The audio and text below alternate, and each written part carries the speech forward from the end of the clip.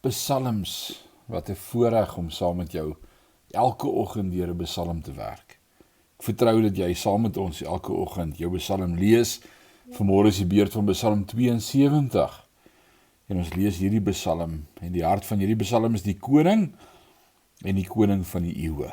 Dis ons God en koning Jesus Christus. Lees ons in 1 Timoteus 2 vers 1 en 2 lees, waar Paulus ons vermaan om vir ons regerders te bid. Ons Psalm 72, 'n gebed vir seën vir die koning van Israel, wat in die geval Dawid is, en vir die God van Israel. Dawid se hartsbegeerte was om so te lei, dat God verheerlik sou word. Hier is riglyne vanuit die Psalm, wat jou sal help om vir ons leiers te bid. In die eerste plek, bid dat hulle regverdig sal oordeel. In die tweede plek, bid dat ons land geseënd en voorspoedig sal wees. In die derde plek, dat die behoeftige en hulpelose beskerm sal word teen onderdrukkers. In die vierde punt, dat die leiers vyande van goddelose mense sal wees.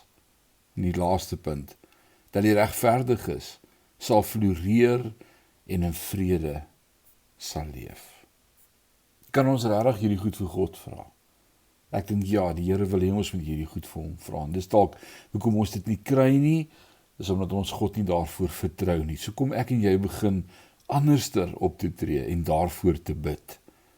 Hierdie Psalm sê vanmôre vir my, U is geseënd, Here, regverdige koning. So kom ons bid saam. Ewige God en Hemelse Vader, dankie vanmôre vir U woord.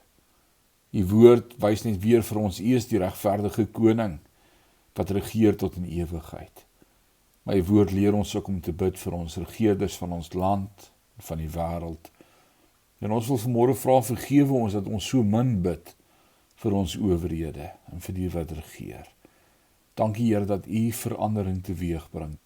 En daarom wil ons dan bid vandag vir ons land, Vader. Hierdie land wat U ons gegee het, waar ons bly, dat daar vrede mag wees in hierdie land. Seën ons regering. Seën die wat oor ons aangestel is, met wysheid en met 'n vrees vir die Here. Laat U naam geheilig word.